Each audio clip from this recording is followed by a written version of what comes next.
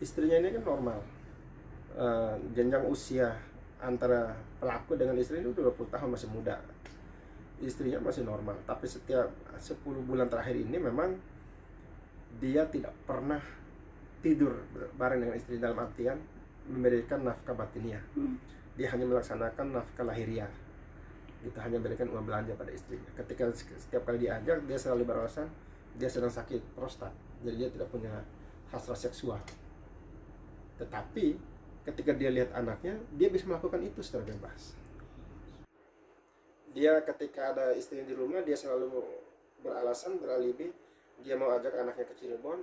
Habis dengan perjalanan dia mampir di hotel, paksa anaknya, baru dia pulang ke Cirebon.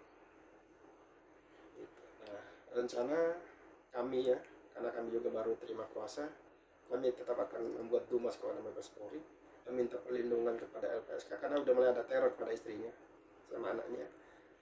Meminta atensi khusus kepada Menteri Perempuan dan Anak, kepada Komnas Perempuan, dan juga kepada KPAI supaya memberikan atensi khusus supaya proses berjalannya perkara ini bisa ditangani dengan cepat, tuntas, dan tegas tanpa pandang bulu.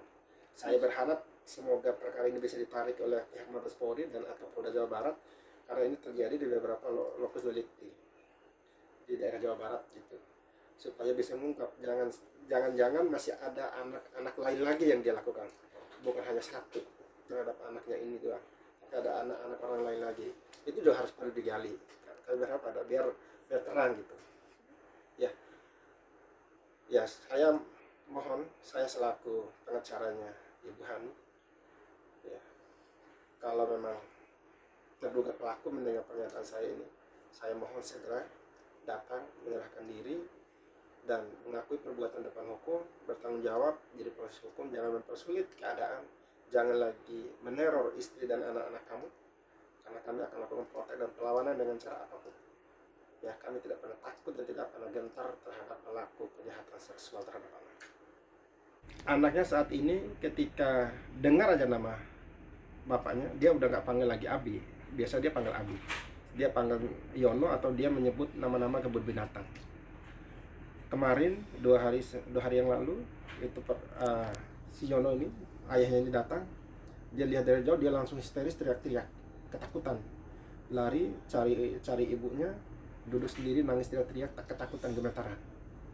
Ada Yono datang, ada Yono datang, ada Yono datang. Yang dia bayangkan ketika ayahnya datang itu datang memperkosa dia lagi gitu.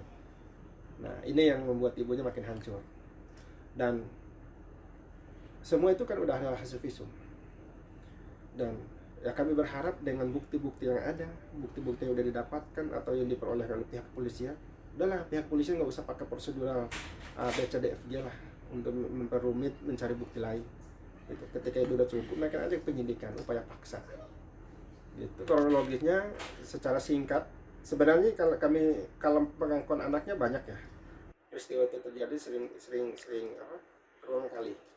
Tapi yang kalau dari tahun 2020 itu pertama awal terjadi, katanya itu anaknya ini selalu disuruh buka baju, tidur telanjang.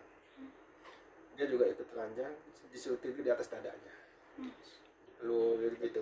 Hanya dengan metode itu, dan peristiwa-peristiwa itu ketika dia ngajak anaknya keluar atau istri lagi ada di rumah.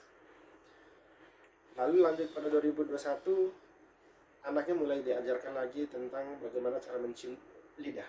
Tahu nggak?